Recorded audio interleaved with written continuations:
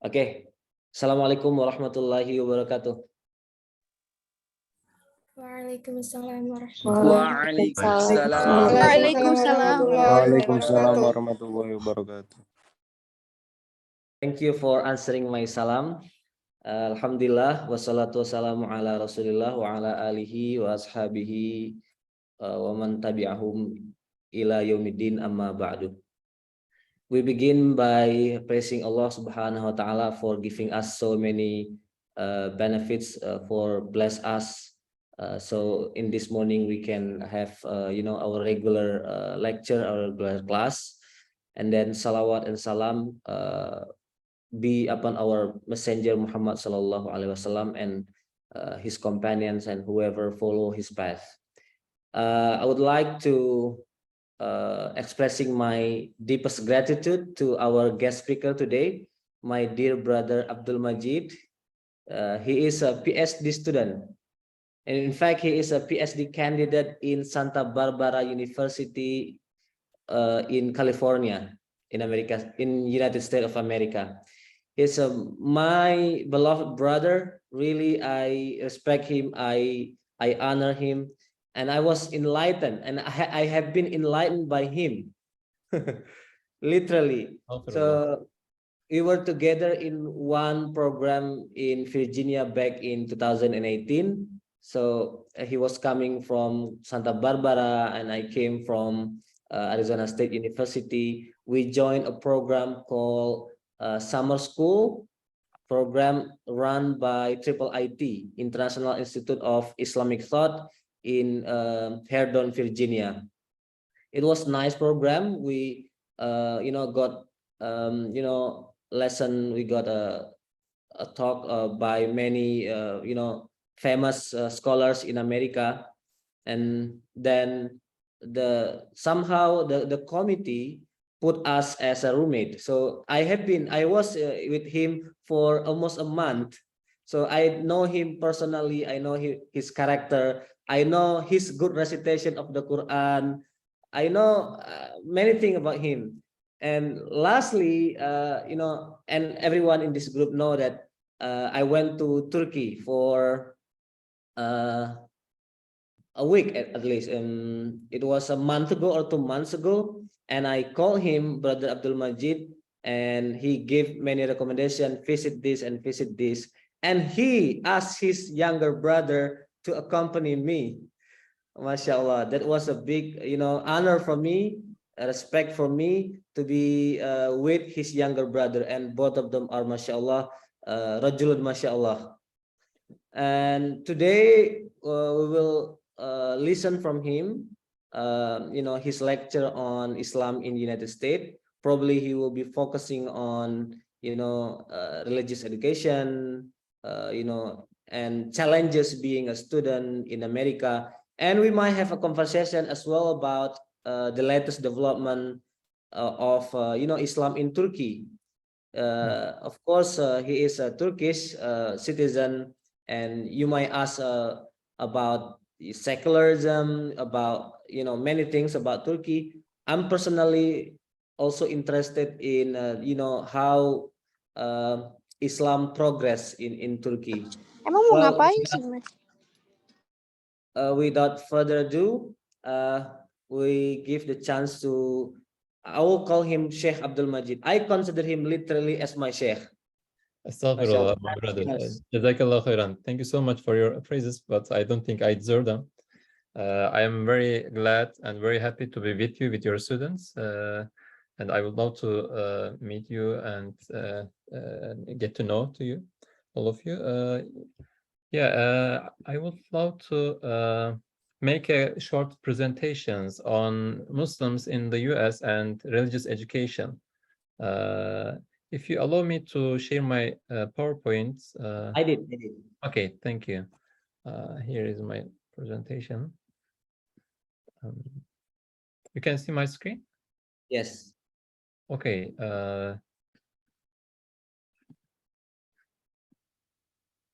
Thank you again, my dear brother, for this very kind introduction.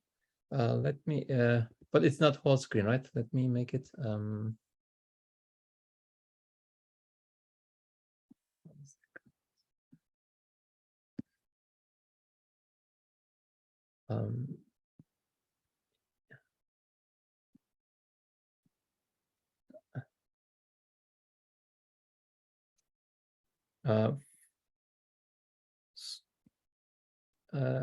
I can't see here slides, master.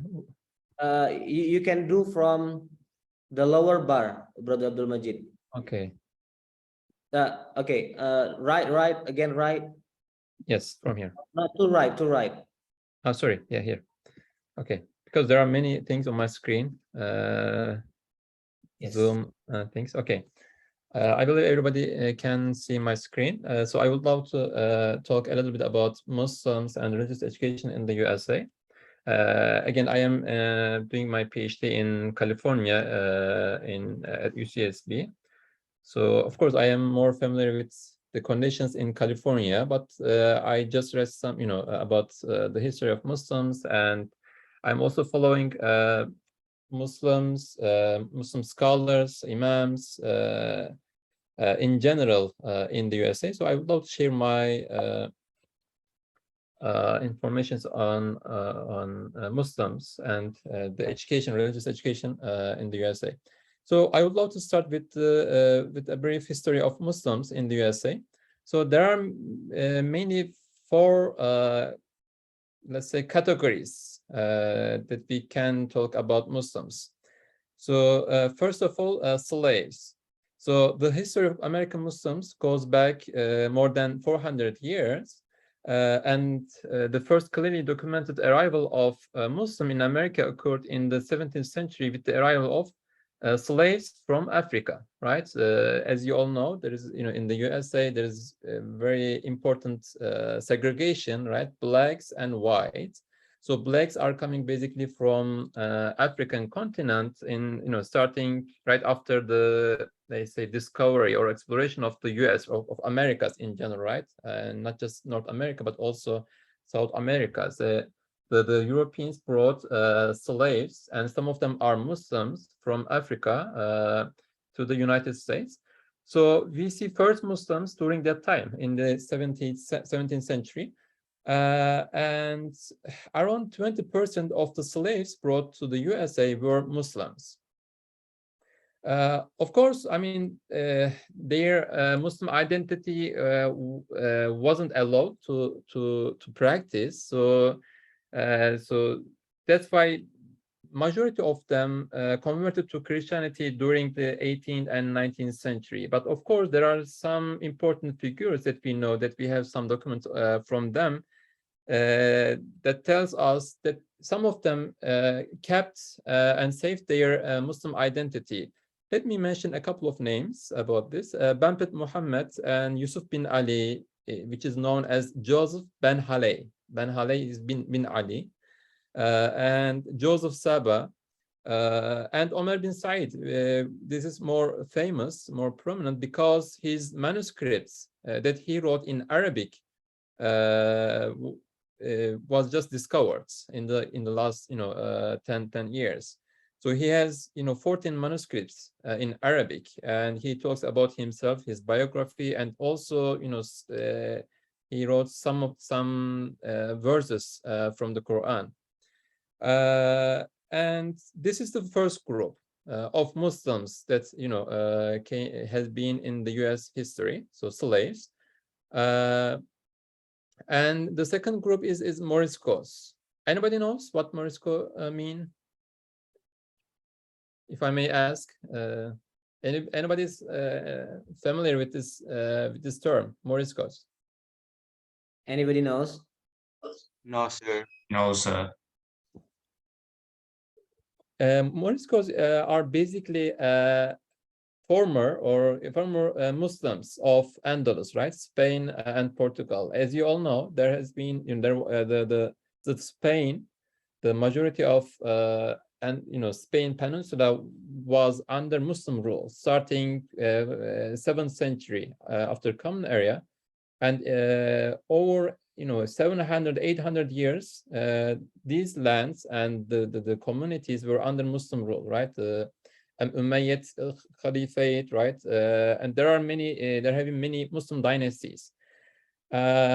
So the last portion of Spain, which was Granada, was also captured by Spanish Christian kingdoms. And of course, some Muslims just escaped from Spain to North Africa, but there has been an important amount of Muslims.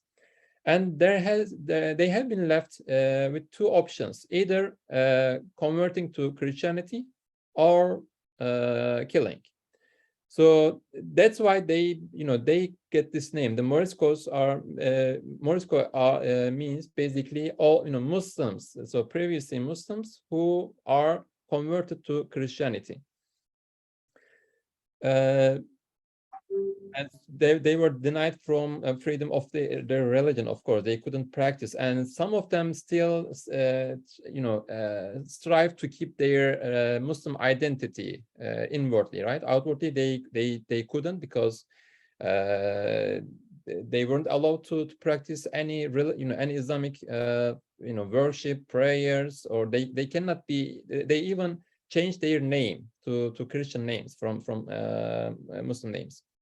So these are the second group who came to the Americas by Spanish colonizations. Of course, this is very interesting. Spanish authorities in the 15th, 16th century, right after discovery of Americas, they restricted immigration to the Americas to long-standing Christians. So that means if someone in Spain from Spanish society who could prove they descended from families that had been Catholic for 3 generations, they could come to New World, okay, to America. But of course, I mean, some Muslims, some Moriscos could also achieve to come to America. These are the second groups, and the third group are immigrants, and we are talking about now. We came to the 19th century. Okay, in the mid 19th century, Muslim immigrants began to migrate to America, and most of them were from Lebanon, from Greater Syria, right, the Bilad al-Sham, and from Yemen. But most of them were Christians, so around 90%. So only a small portion of them were Muslims. So then we see Middle Eastern Muslims in the US in the second part of the 19th century. At that time, of course, all these Muslims were under Ottoman rule. So, for instance, we see the first masjid, first mosque, which was built in the United States around, in 1915, 1929, by those Muslims who came to the US from the Middle East. They mostly came to Midwest, right?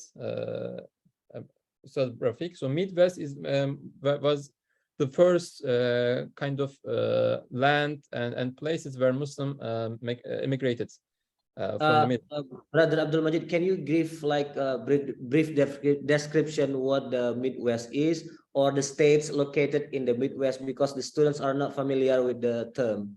Okay, so America as a land, it's too big. I mean, huge land, right? Territory. So the East Coast, where New York, right, Boston, Washington D.C., Florida are in the eastern part of United States is called East Coast.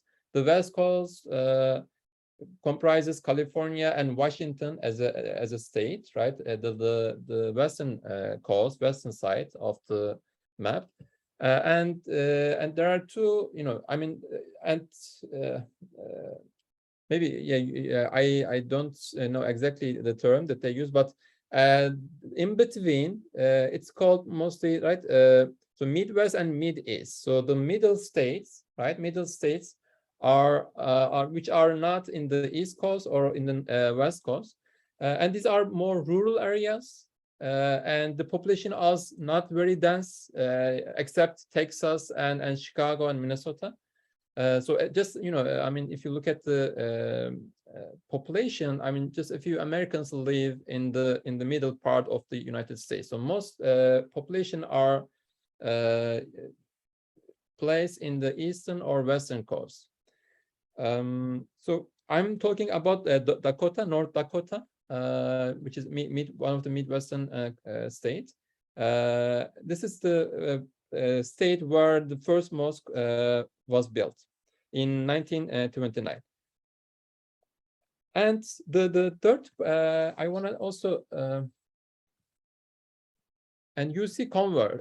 Before converts, I also would like to talk a little bit about Black American Muslims.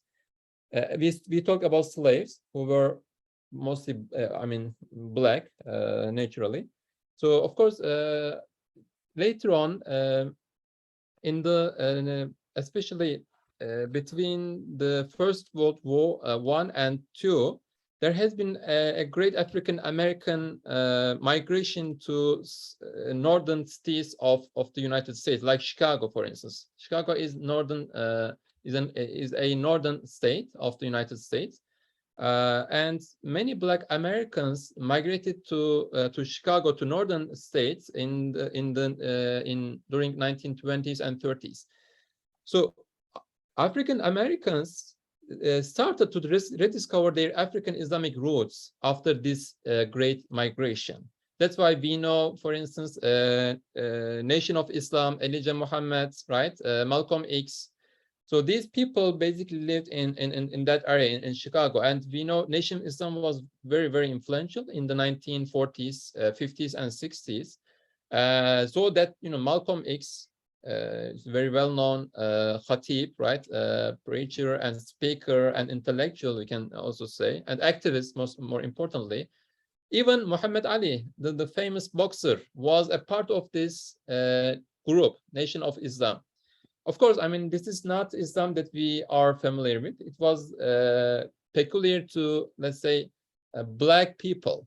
So Elijah Muhammad basically started preaching Islam as being a Black religion, right? It is only for Blacks, and white people are devils. Of course, they mostly refer to white, European or Americans, and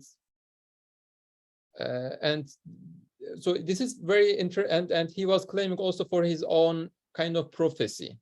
So later on, Muhammad Ali and Malcolm X basically just came apart from that group, and they became Sunni Muslims, as we know. I mean, later in their life.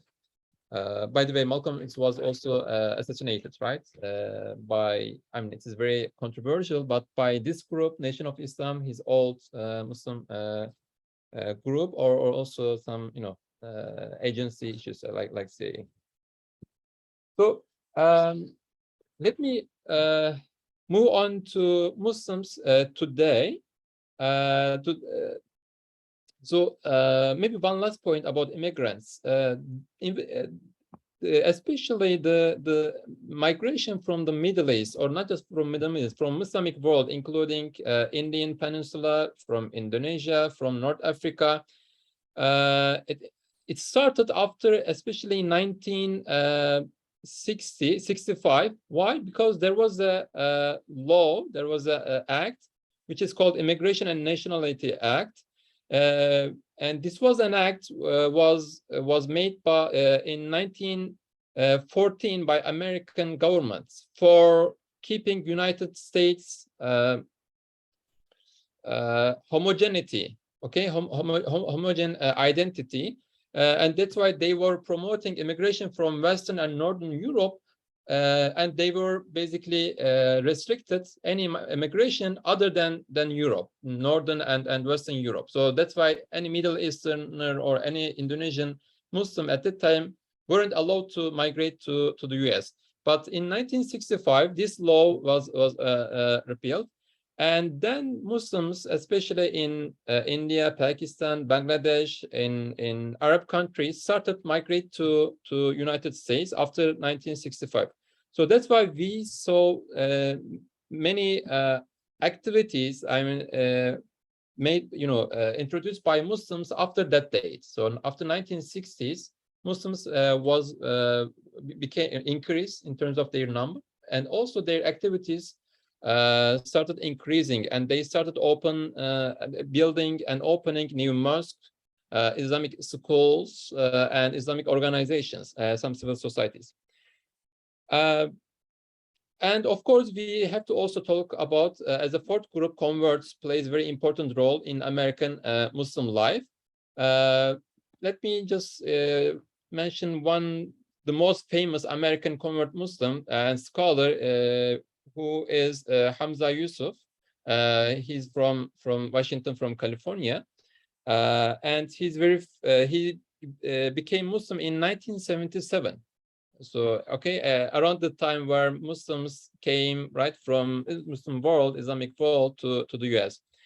And he's a very important figure in terms of, and he became so influential. I just realized that how much he was effective in Muslim life in the US in general, but also in Western world in general. I will talk about his Zaytuna Institute, which is the first Muslim college in the US later on, when I talk about education in the US. So today, I mean, in 2020, according to census, there are around over 4.5 million Muslims in the US, which makes up 1.3% of the population.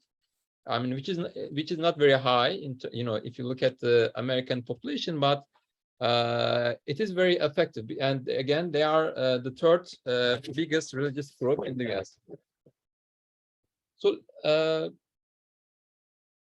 we see here where Muslims live more. For instance, you see, I have the map. This is the Eastern Coast. And New York, New Jersey, this is Pennsylvania, this is Boston, where Harvard, Harvard University, Yale University locates in this area. And as you see, majority of Muslims live in the Eastern Coast and also Midwest, like Chicago and Minnesota. And California also one of the places where many Muslims live, just like Texas and Arizona. As you can see, this is according to 2020 study. There are over 4.5 million Muslims, and you see the states here: Illinois, New York, New Jersey, Maryland, and Michigan. These are the most these are the states where Muslims mostly live. And you see the number. The New York, over 700,000 Muslims live in New York.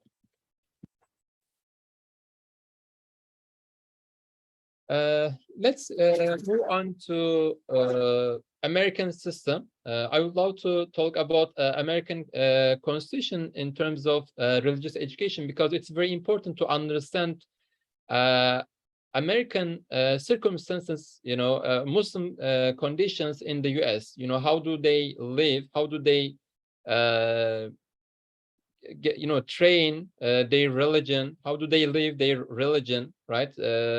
We have to first appeal to Constitution, because Constitution is very fundamental according to United States system. This is very interesting for me, because in Turkey, Constitution doesn't make very much sense, as we see in the United States case. This is the first amendment of the Constitution. So first principle, first law of the United States Constitution. It says Congress shall make no law respecting an establishment of religion or prohibiting the free exercise thereof. So this part is crucial for us. Why? Because this is the legal basis for religion and religious education in the United States. Again, the Constitution was made in 1789, right after the Declaration of Independence. As I don't know, some of you might know about the American history.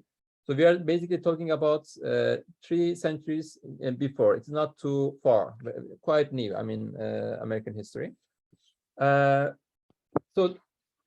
the first part, there are 2 parts of this amendment. The first part is respecting an establishment of religion, and the second part is prohibiting the free exercise thereof. The first part is known Establishment Clause. That means basically there can be no state religion, as in the UK, for instance, or as in other states like Germany, for instance, also recognizes religions officially. But if you look at France, France has very radical separation between state and religion. That's why a state cannot recognize any religion. So no state religion, and it also prohibits to make law based on religion. Of course, this establishment clause was objected by Catholics and evangelics in the history, and also still today, right? If you, I don't know, follow the American political discourse, you see some evangelicals who are very influential in American, right, politics. They try to, they try to get the religion of course, evangelic or Protestant religion, in politics, in law, in health issue, right? If you, I don't know how aware of how much you are aware of, but there's huge discussion on abortion, right? In the US, which doesn't make very much sense for us maybe, but for Americans, especially the religious Christians, Protestant Christians, more importantly evangelicals, it's a religious matter, and the government cannot fund this type of, let's say, sinful act. So that's why this is one of the unique discussion of American public in terms of religion. And the second, and by the way, the Establishment Clause is also very important because it also declares that no state support for any religious institution or school. The second part, which is prohibiting the free exercise, this is also about,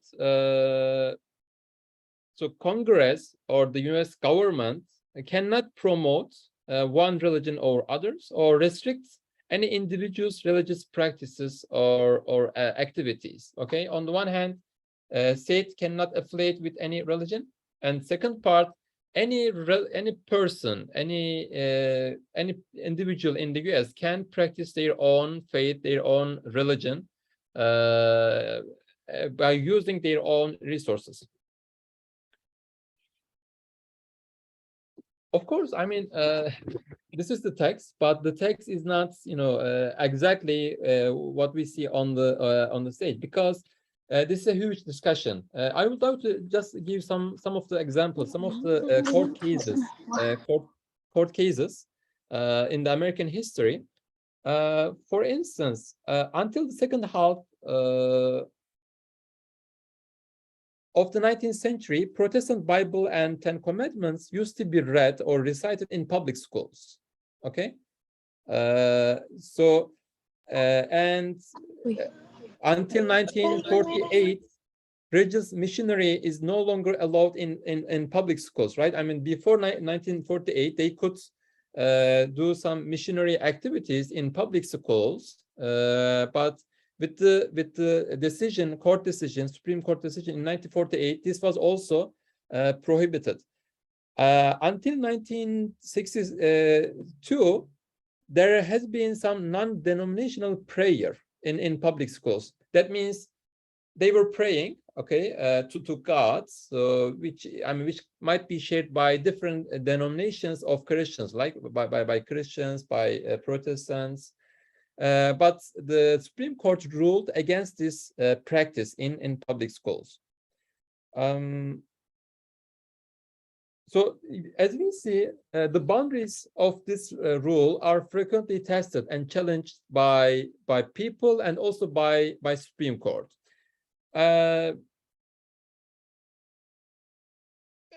I think one point is very important to underline here is that the Supreme Court became authoritative over all states after 1950s and 60s especially. So that this is when we see, let's say, more secular interpretation of this First Amendment and its application across the United States. Before 1950s, there is also state Supreme Courts. I will just talk about the American system in my next slides. I mean, the next one here. There is, administrative system is two parts. There is federal government, federal parliament, right, Congress and Senate, and also federal Supreme Court.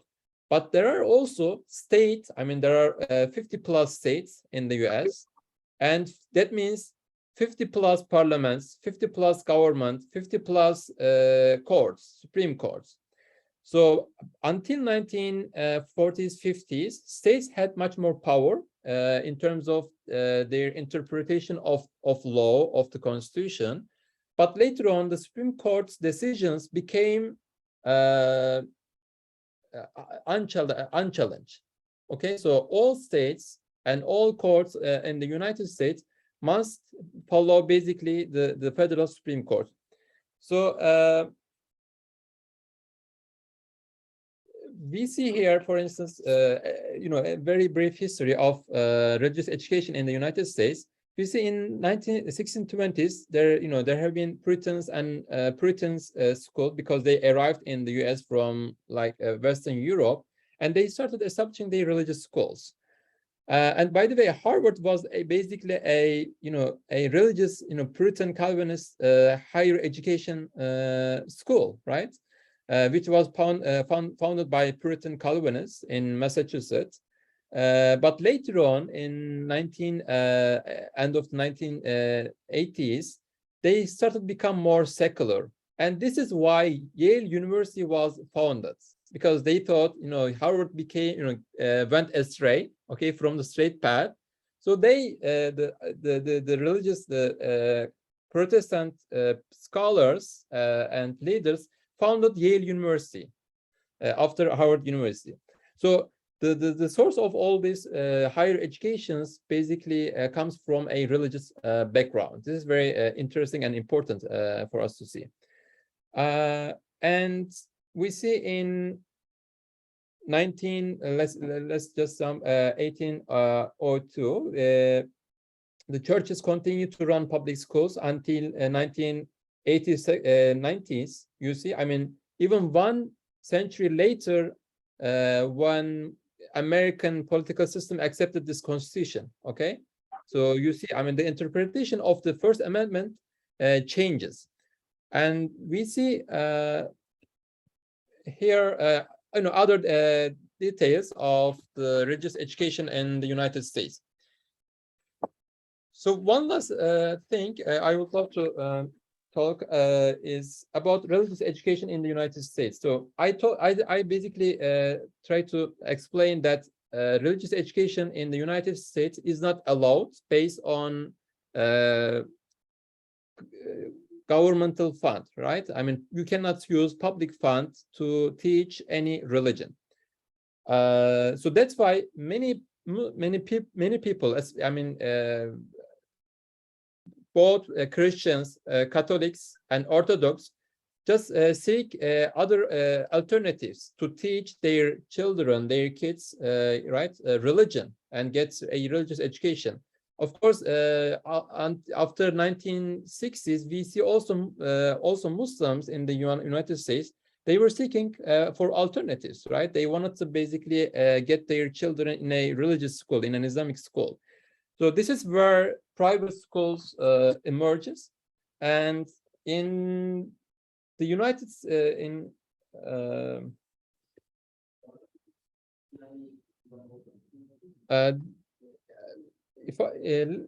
let me first see this.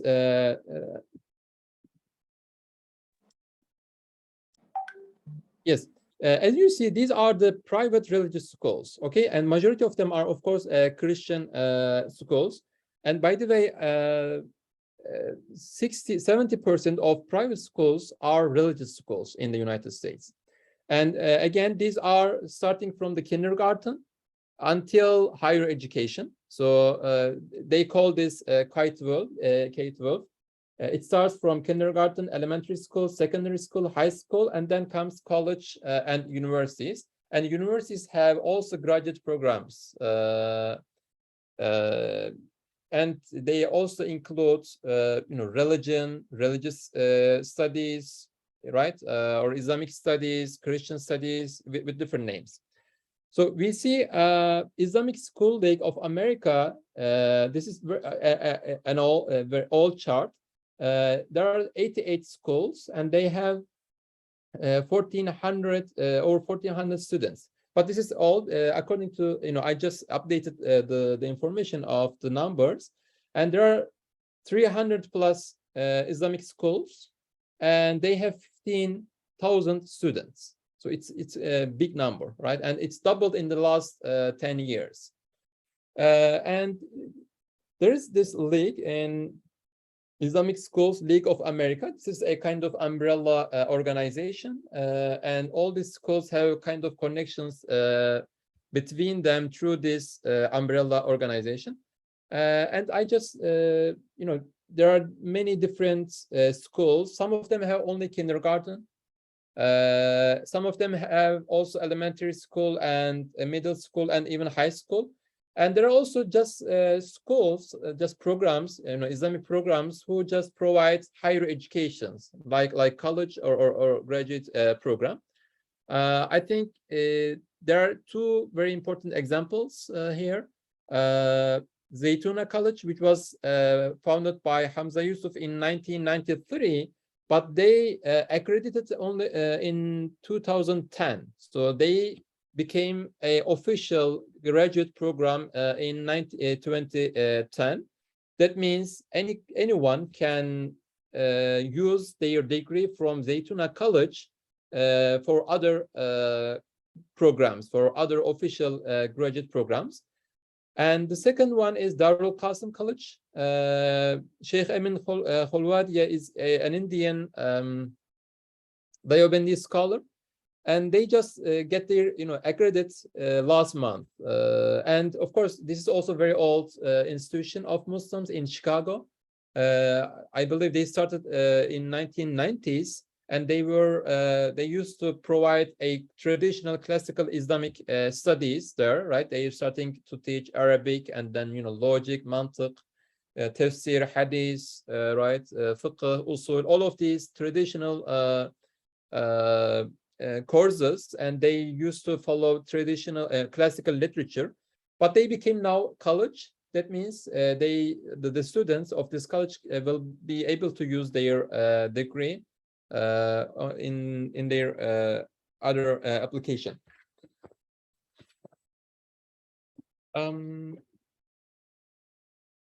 So there are, An-Nur Academy, Averroes High School. There are great examples. I just, examine some of the schools. You can also, look at the links. Use the links to just look at their program, look at their schedule. What do they learn? And they also provide some, informations about their students, their teachers. By the way, one thing is that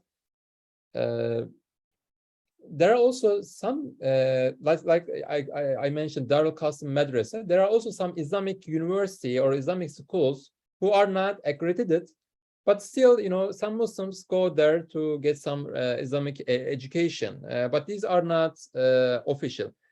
And there is also a, other than private Islamic schools, there is a third way for Muslims or for, let's say, religious people or conservative people in the US. They do homeschooling because they have some, preservations and also some concerns in terms of public education. They prefer homeschooling. What does that mean? They don't send their kids to public schools, okay, 5 times a week. They have very similar kind of syllabus, right? Very similar program that has been applied in public schools. but they do their by their own. Of course, there is also, I believe, there are teachers who are following their advancement, and they have to take exams. But most of the time, they basically study alone with their parents or with people who are guiding them. And this is also another way of Muslims in the United States to teach their kids. This is especially important for, I mean, most of the Muslims follow this way because in some states, especially like California, are very obsessed with gender issues and LGBTQ issues. Because in public schools they also teach these gender issues to to elementary school students, middle school students, which is not very appropriate, those students, and they are in danger to get affected by these type of teachings. So that's why Muslims who can afford prefer either private Islamic schools or homeschooling. I think, yeah, these are, sorry.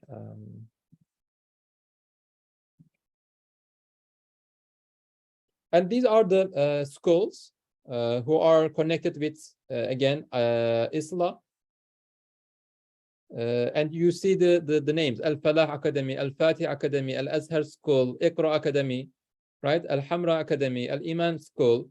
And of course, there are also diversity in Muslim community in the United States. There are Sunni Muslims, right? Shia Muslims. Within Sunni Muslims, different groups. Maybe Dr. Ustaz Rafiq talked about it, or will talk about it.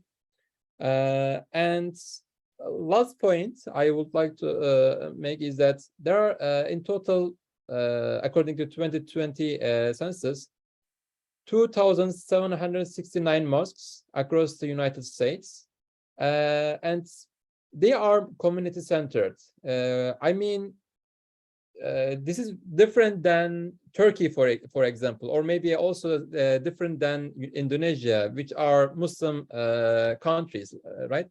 Why? Because you don't have enough opportunity as a Muslim in non-Muslim country, to get together with your Muslim brother and to attend some event, Islamic events for yourself, for your family, for your kids. So that's why the mosque is at the same time gathers all the Muslim community around itself, and this is very, very crucial, very vital for American Muslims for their life. And so that's why they are very active.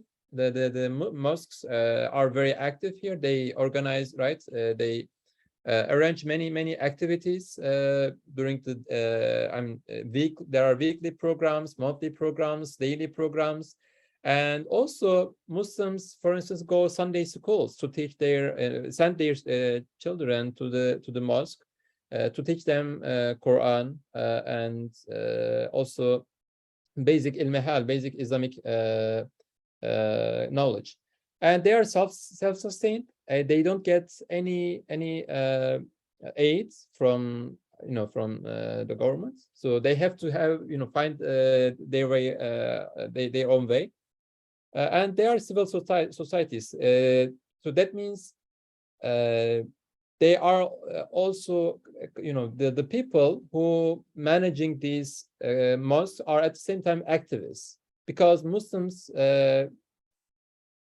faces many problems in the United States as being Muslim, right? So that's why they need some help, some aid from professionals, and the mosques in the United States provide also this type of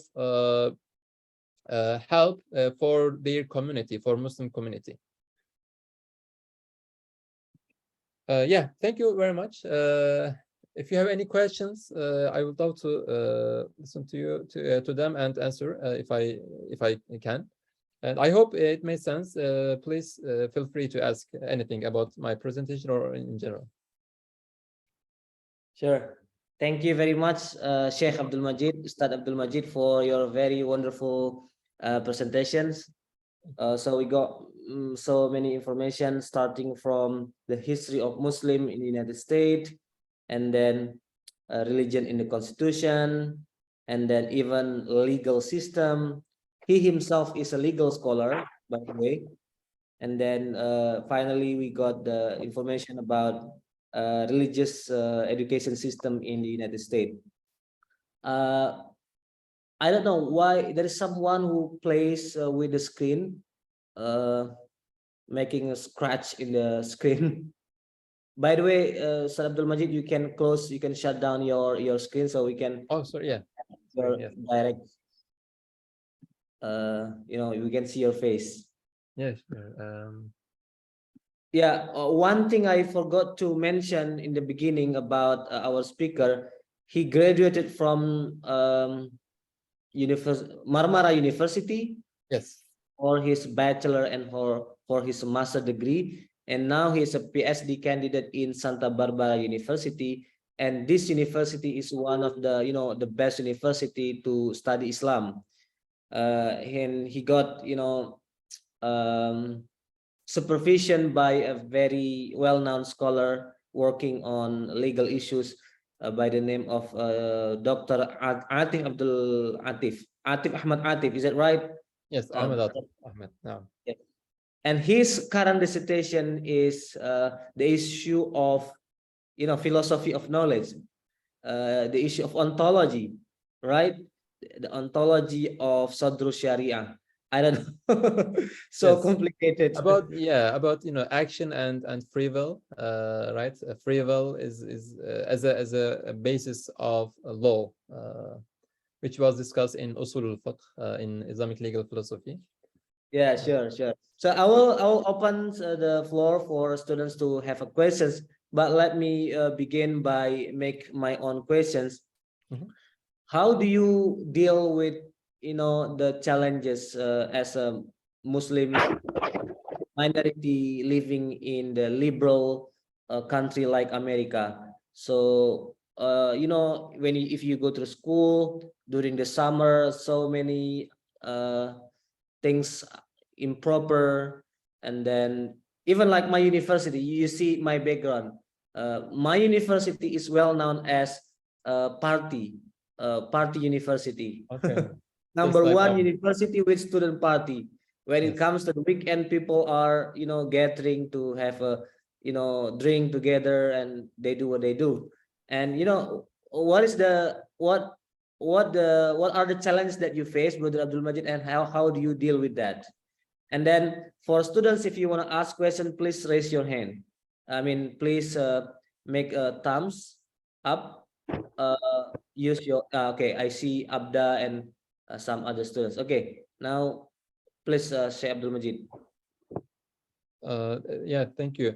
Can I add one last point? I forgot to mention in terms of higher education in the United States and why I am here for Islamic study. So it seems strange for many people, right? We come to the West, United States, to just get some Islamic education. So, I mentioned the K-12, right? The higher education. There is no any religious course for students, and nothing. I mean, including, right? As mentioned, very basic prayer cannot be done in public schools. I mean, as a group, not individually. But in higher education, there is a 1960 Supreme Court decision, again, verdict, that allows public universities can teach religion, but with condition to teach comparatively, and also as an academic study, right? It's not a religious teaching, but just examination of religion as an academic subject matter. And it only, this was a legal decision by the Federal Supreme Court in 1960s. So after then, we see many departments which are called, either religion, religious studies, right? Islamic studies, Christian studies in public universities. so and many, I'm just like me and like Sheikh Dr. Rafiq, who came from Islamic countries to United States for religious education, or they can go either any religious department, just like me, or go a history department, Middle Eastern studies department, art anthropology department, or economics, and they can basically study Islam in that framework. And I am focusing on usul al-fiqh, Islamic legal philosophy, and I am working with Professor Ahmed, who is originally from Egypt, and so if I start answering your question, says it is not easy in terms of general life here, especially California is notorious, right? Has a notorious name in terms of all this freedom. I think there are two main points if we talk about life in the West in general. There are two types of secularism, right? On the one hand, American secularism, which I just mentioned. I mean, government does not fund any religion or religious education, or does not impose any religion, but and allow all individual, right, private life. And you also see a very religious discourse in public, right, in political discourse, for instance. And there is the second type of secularism is French secularism, which is called laïcité. And I am very familiar with this idea of secularism because Turkey basically followed and also applied this kind of this radical type of secularism. That means there is also separation between state and religion, as in the US case, but they also involve to identify and determine religion, what religion is, right? And we see many consequences of this ideology. The most maybe prominent one is that they don't allow any religious discourse, any religious appearance in public space, including all religions. So that's why in France, in Belgium, in some part of Belgium, right, some part of Belgium is French. I mean, the population is French, and also in Canada, even Canada, right? The Quebec is also, they are also, the population is also French. So they apply this laïcité. So they don't allow, for instance, hijab, right, or veil, Islamic veiling in public space, in public schools. Even the parents of students cannot get into public schools with their headscarf, with their hijab. So you see, I mean, very restrictive, very radical type of secularism. And of course, I mean, secularism is a part of his European history, is a production of European history. That's why we don't, I mean, there is very important differences, right, between Islam, Islam as a religion and as a application, as a practice, and Christianity as a religion and as a practice. So in that sense, America is quite, let's say, free, right, to in terms of your practice, your discourse, your expression. I would say, if you compare it to France and even Turkey, for instance, in Turkey, you will not be able to open a course which is with the name of Sharia. Okay, Sharia is a very notorious word for Turkish public discourse. Again, it is about Is it until now? Even until now? I mean, we use Islamic law. Okay, Islamic law, which is the same thing. I mean, we mean the same, but it is still very notorious in the secular, public discourse.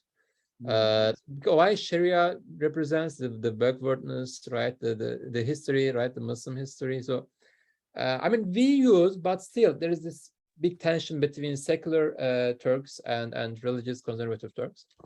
So this is the first maybe answer of mine to your question. The second part is, it is very difficult because of the environment, right? So I came with my family, with my kids. So that's why I didn't spend much time outside in the sense.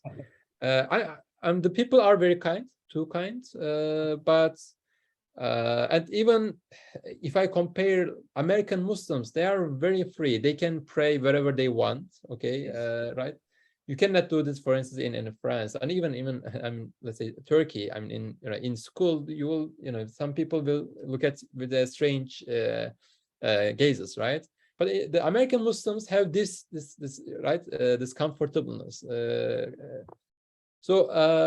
Yeah, I mean, it is very important to have a Muslim community around you. Alhamdulillah, we have a small mosque which was opened in 2019, and we try to organize and arrange some events for people, for families, for kids. Again, I mean, this is big question for everybody across on the earth. I think, I mean, in wherever you are, in Turkey, in Indonesia. But of course, we have more. I mean, we have much more opportunities and to keep our faith alive and prevent ourselves from mistakes and from sins. Incredible. So, Brother Abdulmecid, just follow-up questions. If you are given two options between living in a secular, modern, liberal country like America, but you have freedom, or you live in, let's say, a totalitarian country like Egypt, like for example UAE, but you don't have freedom, you have pressure from the government, but you have Islamic environment, what will you choose? Okay, this is an unexpected question of you, says. So it is difficult.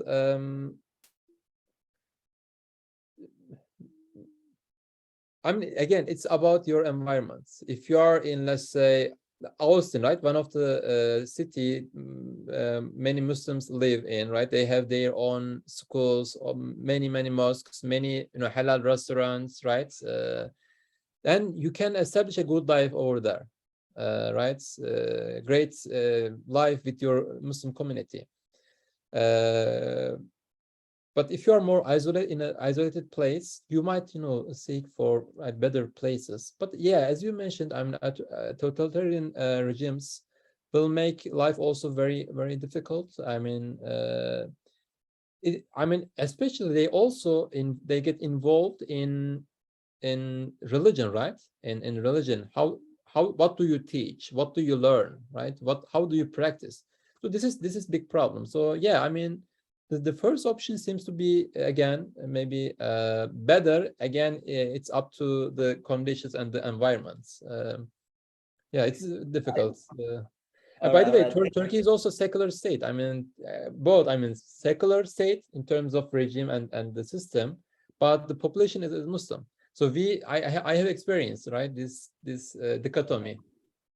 Yeah, the reason why I ask these questions, I just to remind my students the fact that we in Indonesia, alhamdulillah, we got both options altogether in one country.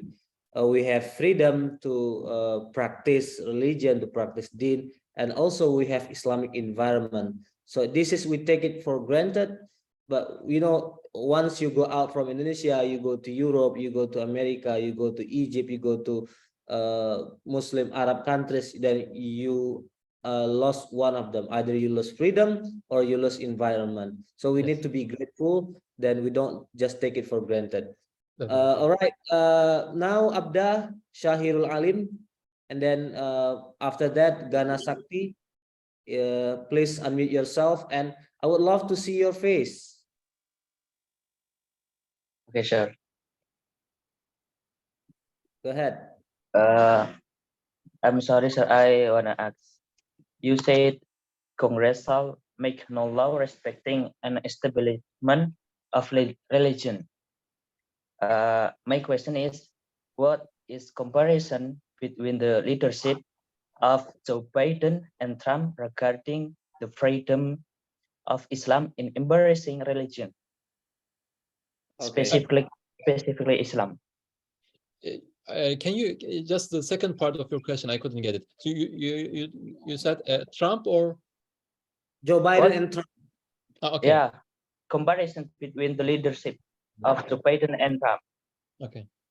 You're right. Okay. So can we collect it together? We listen from one more students. You can type down. You can write down your questions and the answer. Now Gana Sakti. Thank you, Abda.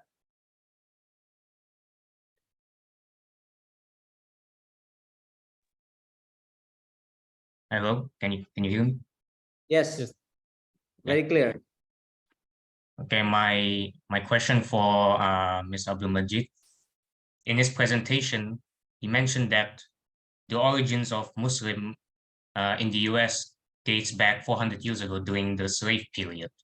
So my question is that did the black Muslim slaves who were forced to convert to Christianity by the slave owners, did they secretly still practice Islam even as a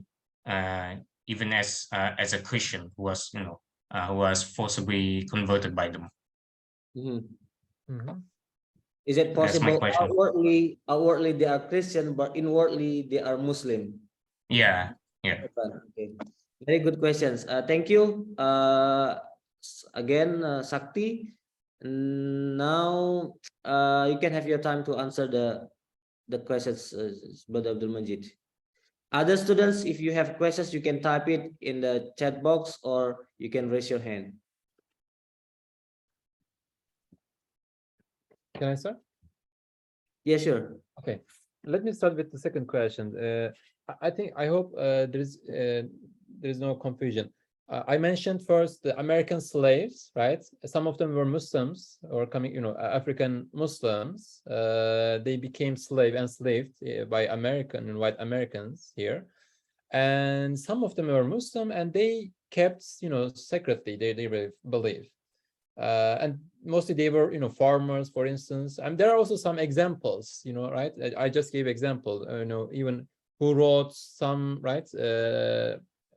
Treatises in Arabic, right? His biographies. He wrote also some verses, from Quran,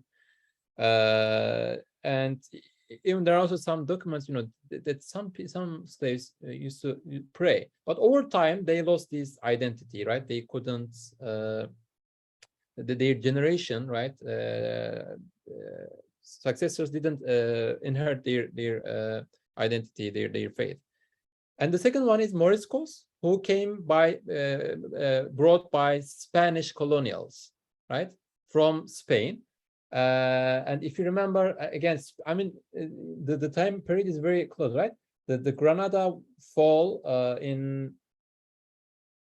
14th century, right? Around 14th century, and the American discovery or exploration, whatever you say, it's a very controversial issue, I know, in the late 15th century, right? 16th century. So I mean, after the fall of Andalus in general, of Granada, they had two options: either to become Muslim or killing. So many of them converted to Christianity. They baptized. They were baptized, I mean, forcefully. And of course, in their home, many of them just strive to keep their identity, right? They started teaching their kids their faith, but their names were changed, right? They couldn't practice any Islamic practice outside. So and also all Christians were supposed to call the government or the officials when they witness any religious practices by these Moriscos, right? So when they come to Americas, right, especially South America, they also brought their own people from Spain, not as a slave, right, as a worker, right, or as a sailor. And there was one condition: the Moriscos had to be Christian for the last and for 3 generations. So that means they hoped that they lost all their connection to Islam. But according to some historical documents, there were some Muslims, right, who came through from Spain. Apparently, some of them could hold their faith. But one important thing, it's also related to Ustaz Rafiq's question. How can you keep your faith alive, right, if you are alone? So it is too difficult. It is so difficult, and I know there are some fatwas given by North African scholars when Moriscos, right, the first generation of Moriscos, asked them, what if we drink alcohol, we eat pork, right, and if we get baptized, are we still Muslim, right? And there is famous fatwa from Oral, right? Ustaz Rafiq, are you familiar with this? There is Oral, a city in Morocco, and there is this famous fatwa, and the scholar says, yes, just try to keep your faith by using all possible all opportunities, all chances. So it is the same thing. Probably most of them lost their faith over time because they are alone here, right, in through generations. But here we have some records. Some of them were Moriscos, some of them were Muslim Moriscos. But there are just a few examples until 19th century, right? In the second part of the 19th century, Muslims started coming from Middle East, right, and North Africa to the United States, and we know a clear lineage and documents about their history. I hope it makes sense in terms of your question. It's also a theological question. Maybe you can talk broadly with your professor. And the first question was about comparison of political parties and groups in the United States. There are basically 2 political groups and parties: Republicans and Democrats. Republicans are known as conservative Americans. Mostly religious conservative people are supporting Republican Party, and Democrats are known as liberal, right? Liberal Democrats. By the way, there is no difference in terms of their practice. Okay, don't think as we have in Islamic world, right? And on the one side seculars, and on the other side conservatives. And the American context is different. Again, it's also about Christianity. So Republican or conservative means they have some concerns about abortion, about LGBTQ, right? Some of them, and what else? And just a few. There are just a few topics that they have concern about. That's why Republicans, not all of them again, some of them or many of them, they are against abortion. Against that the government fund abortion in public hospitals. Again, this is about the discussion of this. And the LGBTQ issue is, I am very hesitant because some Republicans raises their voices against this discussion. I don't feel very comfortable to discuss this topic in academia. In California is the most liberal and most democratic state in the United States, and it's a kind of it's regarded as human rights. So that's why you have to be very careful to talk and discuss about these issues. So. But there are 2 issues if we think Muslims' positions towards this political spectrum. First one is they want to feel safe. Okay, that means liberal and free in their practices, in their rights, and Democrats provide this discourse, right? According to Democrats, right, all refugees are welcome, all diversity, right, is welcome. And Muslims, all type of people are very welcome. So Republicans, in that sense, they pose some threats, to other religion or religious people, right? I remember Hamza Yusuf was asked about the headscarf, because after 9/11, some Muslims were threatened, right, by Americans, white Americans. Why? Because they started, they see Muslims as being kind of terrorists. So when they see someone, a lady with headscarf, with hijab, and they attacks. Still, there are many cases. And again, you mentioned Trump. After Trump was elected, the attack against Muslims doubled in the United States. So, right, that means 2 times more they received attacks from American public, American people. So this is the one issue that we can compare both sides. The second one is Muslims also share common ground in terms of faith, right? Believe in God, right? And also LGBTQ issues, for instance, especially. And again, in that if we discuss this topic, then Muslims it seems to be sided with Republicans against Democrats, okay? Because Democrats seems to be in favor of LGBTQ, in favor of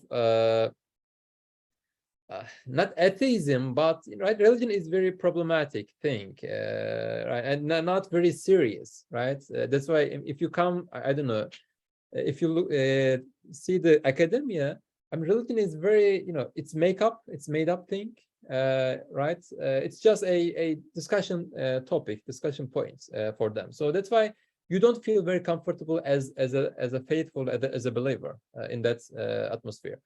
But Republicans share, a belief, right? They believe also in God. They think also there are some higher values, right? Higher principles, and for instance, gender is not made up, right? There is man and woman. We cannot just think these are social constructions. So in that case, Muslims sided with Republicans, and I know there are some Muslims, majority of Muslims are voting, if they voting for Democrats, but there are still some Muslims who are voting for Republicans because of the second reason, okay? It's up to the right matter. Which one is more, I don't know, important to you? If someone thinks of their kids' future, okay, their education in public schools, they might feel more closer to Republicans, right? But if they think, I don't feel comfortable, I feel threat from these conservative Americans, then they might seem to close to Democrats more than Republicans. All right. Thank you very much. Thank you for both of Abda and Ganasakti. Any other questions from other students? We still have around 10 minutes before we close the session, before we end up. By the way, if we talk about how Muslims side with either Republican or Democrats, we have 2 congresswomen, right? Rashidah Taib and Ilhan Omar, yes. Both of them are more comfortable to side with Democrat because Democrats support Muslim, but the consequence that you have to support their agenda as well. This is part that is not easy. If you side with Democrat, now you have to side with those who legalize LGBT, for example. You side with someone who legalize abortions. And what is the stance of Islam's aqidah issue? Is it prohibited or is it allowed? But at the end of the day, this is the matter of ijtihad. I believe Ustaz Abdulmecid will agree with me. This is the matter of muwazana. We scale which one is giving us more benefit than others. We have other students here. Muhammad Chesta Adabi, please show your video. And then we have Hamdi, 2 other students. Go ahead, Chesta. Is it my voice clear? Yes, very clear. Okay, so excuse me for asking, but sir, may I ask if you given by two choice that rebuild or ground a multi-religion nation by Muslim foundation or ideology, just set as Indonesian as a part of a nation that maintain multi-religion, because we know as a Muslim, if we follow the path of Islam, we will salam or save, but it will destroy everything that's been built till now.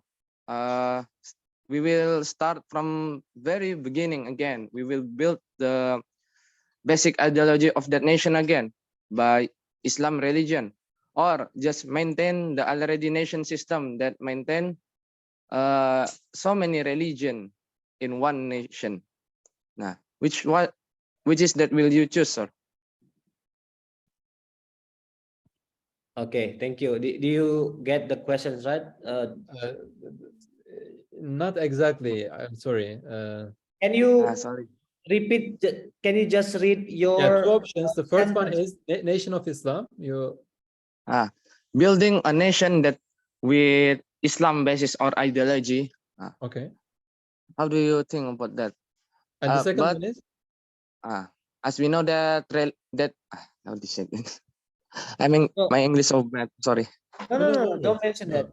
Do not ever mention that. So, if he is given a choice between establishing a country with Islamic ideology or secular ideology with multiple, views, worldviews, what would he choose? Is that the questions?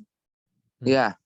Okay. Yes. But Okay. from before, we know that nation was with multi-religion nation. Yeah, multi-religious or pluralists, right? Pluralism. Okay, thank you, Chesta. Thank you. That is very good questions. Now, Hamdi Mansur. Assalamu alaikum wa rahmatullahi wa barakatuh. Please be prepared, Aprizal, to have your questions. Okay, as Mr. Abdulmecid mentioned that the number of Muslim people in America are little comparing with the American population. So I think that is because their perspective about Muslim people, they say them as tourism or as what they say from social media or another places. So do people in America, I mean the Muslim people, are they able to have their own association as Muslim association to share Islam with the other people who are not Muslim? And the second point is, how can we share Islam with the other people, especially American people, in order to have more Muslims, because they are a little. How can we do it as students in Indonesia? How can we do it from here? I mean, and that's it. Okay, thank you very much. Okay, I see Aprizal and Alwan. Please show your video and unmute yourself. And these two students are the last students. We need to, call it a day. Afrizal, go ahead. Assalamualaikum warahmatullahi wabarakatuh. I'm sorry if my English so bad, but I just want asking about, are there Islamic organization in America, and how much impact will it have on life in America? Impact in terms of? In terms of like. Okay, these organizations, whether they influence Muslim life. Yeah. Okay. All right, thank you, Aprizal. Yeah. Thank you. Now, Alwan. Bismillahirrahmanirrahim. May I have a question? As one question. Yeah, sure.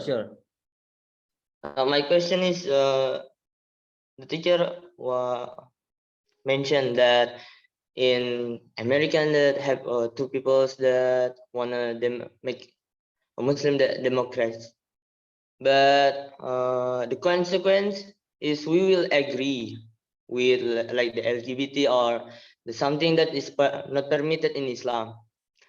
So why just we just tell to them, and them will understand what is not permitted in Islam, or that forbidden or haram. So we will still understand what they want and what we want. That only. Thank you. All right, thank you. Alwan. Please, your time, Syekh Abdulmecid. It's yeah. So the first question was about pluralism. This is a great question, and this is and also a very crucial, very vital question for Muslims in today's world, in modern world, and there is no simple answer to that question. And still, I mean, I think we have to think of the question of how can a modern or contemporary Muslim state can be established, right? There are also many works, just like Wael Hallaq's Impossible State is one of the answers to that significant question, right? So can we basically establish a nation state? Can we establish an Islamic state in that circumstances, right? In the 21st century. So I don't want to get delve into this very deep, profound question. We have to think of this, and there are different examples, different experiences. I mean, Indonesia is a great example. I am not very much familiar with this, but it's one of the significant example in the Islamic world. But I think your question arises from my comment on secularism and also this authoritarianism, right? I mean, again, it's Islam. I mean, yes, American is pluralist in that sense, but Islam is not exclusivist, right? Islam also historically pluralist. I mean, if you look at Islamic history, starting from Khulafa Rashidin or Umayyad, right? Ottomans has the nation, the millah system. Anybody? I don't know anyone heard of this concept, which means there are different millets, different nations, Muslims, Christians, Jews, okay, and they basically follow their own rule and their practices, and including law, right? This is the civil law is their own law, Jewish law, for instance, or Christian law, if there is. So they basically follow their own religious law. So in that sense, historically, Muslims or Muslim states were pluralist, right? So if today Muslim states make a law, and this is big problem, right? A big problem that we have to think and contemplate on it. I mean, the state is in modern nation states are centralist, right? You make a law, and that is supposed to be applied to everyone, including non-Muslims, right? And this is one problem. And this is problem that we have to overcome. And that's why Wael Hallaq, for instance, says nation state, the modern state, is not appropriate for a Muslim state. Why? Because there is no choice, right? I mean, you make a law, by the way, and even Islamic law is not one single law. There are different laws, right? Hanafi law, Maliki law, Shafi'i law, and Hanbali laws, right? There is pluralism within Islamic law, within Sharia, and also pluralism within a Muslim ruled state or land. So that's why these are questions. So Islam is not non-pluralist comparing to American system. And by the way, historically, the American, fathers of America, the United States of America, also benefited from Muslim experiences, like nation, a millah system, nation system, because there are different groups. So that's why there are states, right? States, 50 states, 50 plus states, and they make their own rule, okay? Their own law. Again, I mean, there has been some changes because of this authority of Supreme Court, of federal Supreme Court, but still they make their own law. The education is completely identified and determined by states, not federal, national government. You know what I mean? I don't know if you have, a state system or a government system, but Islam is also in favor of pluralism in many ways. And we cannot impose our, let's say, own law, including criminal law, upon others, right? But the nation state, the modern state, basically just gets the other way, right? It is centralist and it imposes to everybody. I hope this answers your question. The second one was about Dawa, Muslim, and converts. I mentioned about converts. That means there is da'is, right? There is Muslims who try to make da'wah, right? Convey their message of Islam to American natives here. And we see, in fact, especially I follow also some, the Muslims in the West in general, in Britain, in America, United States of America especially, and I witnessed many converts. And there are, some YouTubers, some, I don't know, some activists who are not very maybe scholars, but da'is, right? They know basics and they preach Islam to ordinary Americans. And Americans, or in general Westerns, are very open. When they are secular, they are very open in that sense. When you convince them in a good way, in a good manner, then they are very open to get convinced. And that's why we see many converts, especially in recent years. I see many converts in both Britain and the US. You can do this through some organizations. The third question was about organization. There are organizations, okay, and they provide some reading materials, some videos, just like Yakin, Ömer Süleyman's Yakin might be a good example, maybe, brother, or Yasin Khalda, right, or Hamza Yusuf, and they have, right, online existence, online videos, publications, and also some events, right? They gather many other Americans to explain them what Islam is, right? The religion. And young generation are more active in that arena. I mean, they just go to the streets and they just call people to Islam. I mean, when they answer their question. And in UK, in England, there's a speech corner where people come together from all faith and discuss their faith, right? And they try to convince each other. And Muslims are so effective, so influential, and many Britons, native white Europeans, became Muslim through their preach and through their dawah. And there are also national organizations like ICNA and ISNA. They try to get together Muslims across the United States and organize some, religious courses, religious conferences and seminars. And also they provide some helps in terms of, legal help, right? If you remember ICNA, if I'm not wrong, after this Trump's decision on migration, right? He banned 6 Muslim countries and their people to come into the US, and they provided some legal aid for people who are in need. So there are national organizations, big organizations like ICNA and ISNA, and there are also local organizations, just Muslim, community of the local people, just like and they are mostly gathered or centered on mosques. And last question is about LGBTQ. Of course, I mean, you can discuss and share your opinion everywhere, but you will not be very welcome, because again, this is very strategic. They put this point, this LGBTQ issue or gender issue in a human right, right? They frame this controversial issue in the context of human rights. That means, killing someone is the same thing that you deny their, let's say, gender, right? Or deny their sexual preference, okay, choice.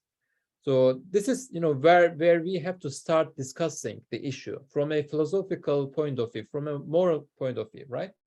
So it will not enough just to say, right, this is a problem, this is not natural, because the discourse is so powerful, produced by liberals, by Democrats, and we have to counter with this discourse and argument by using, very powerful philosophical and theological arguments. I think. I don't know. I mean, Sheikh Rafiq might also inform you more about this question. This is very fundamental. This is a very crucial point.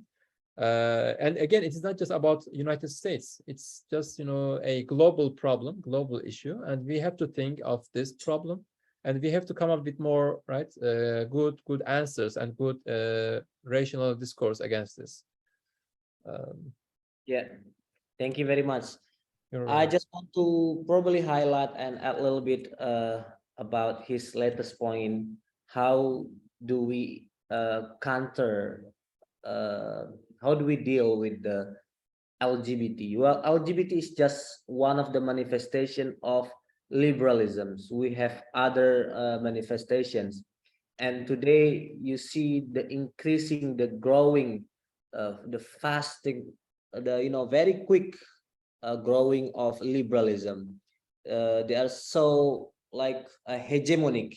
If you dare, you challenge them, now you are threatened. Probably you will be kicked out from the system. For example, in the academia, just Dr. Abdulmecid just mentioned, if you dare, you challenge liberalism within university, the next day you will be no longer a student or no longer a professor. That's what happened in some cases. Like it happened with Sheikh Yasir Qadi. He talked about how Islam prohibits LGBT, and how he criticized Israel, but then he no longer get a position in the academia. That is the irony of the irony of what happened in the West. But I agree with Dr. Abdulmecid that we have to prepare ourselves, to reconstruct a philosophical system to to answer such an idea. You cannot rely only on your anger, just being mad. No, you have to convince people that such an attitude is wrong, and also you also need to make alliance with other people who share the value with you. Inshallah, we still have many colleagues, like we still have committed people from Catholic belief, from Christian belief, who are also concerned about this issue. So in this case, we need to make alliance with them, and then to explain that liberalism is against Islamic values and religious values. Thank you very much for our guest speaker, Dr. Abdulmecid. He gave a very profound presentation, and many information we get from him. He mentioned some big name authors, books. I typed some of those names in the chat box. Please follow up by typing their names in the internet, by looking at their books, searching their books. They are very important persons in the academia, and then they are also very important persons as a da'i. And then I personally pray to Allah that one of my students in this forum will pursue their study in the US, inshallah, and then get their higher education, master or a PhD degree in the US. Not only to be an ordinary student, but also to be a da'i, to be a thinker, to be a philosopher, like our guest speaker today, like Sheikh Abdulmecid. Maybe one last point, Ustaz. I'm sorry. Almost all I mean, when the universities has also Muslim associations.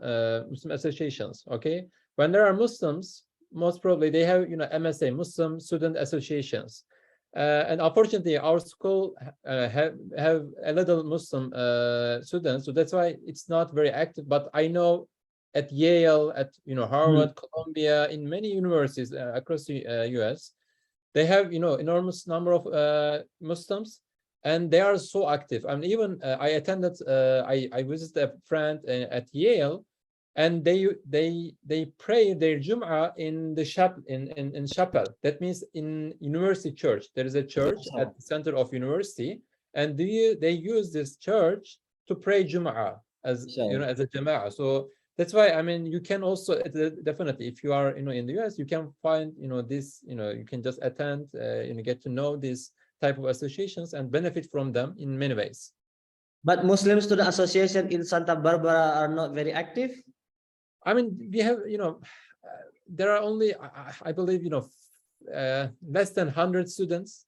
It's also about number, brother. So, when you are okay. Yeah.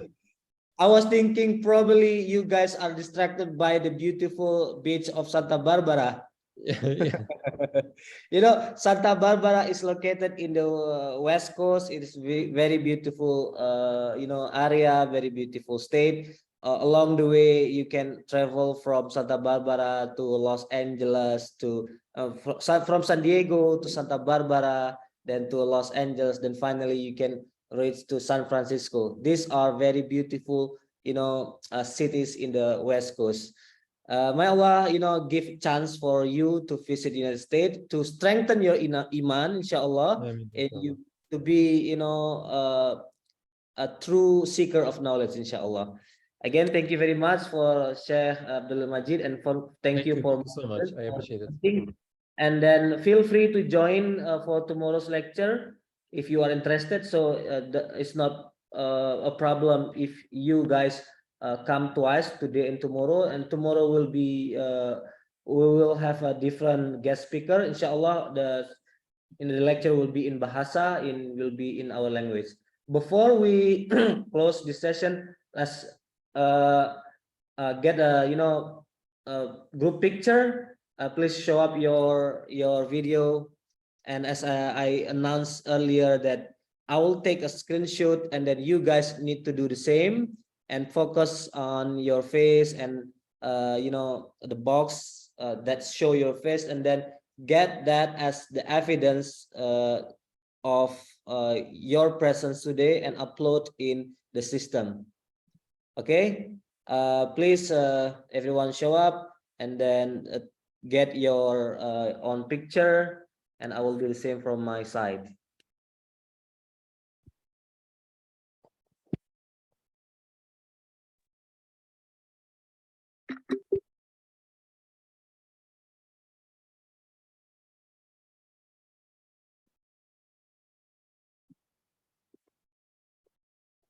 Make sure you get your picture.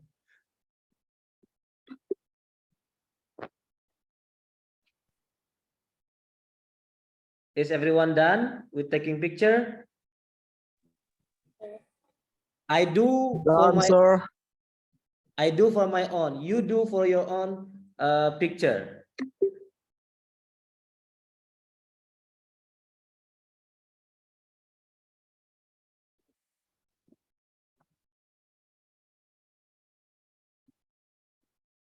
It's getting slower now.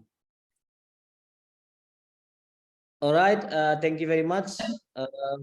If you are done with taking picture, you might leave, and then inshallah see you next time. Assalamualaikum warahmatullahi wabarakatuh. Waalaikumsalam warahmatullahi wabarakatuh. Thank you, sir. See you later. Thank you, Mr. Thank you, sir. We get many knowledge today. Thank you.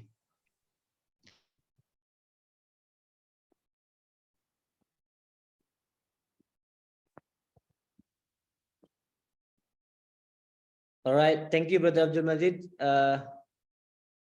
Let's continue the conversation through WhatsApp. Okay, inshallah. Jazakallah khairan. Jazakallah khairan. Assalamualaikum. Thank you, Ustaz Mahfud, for coming. Thank you, sir.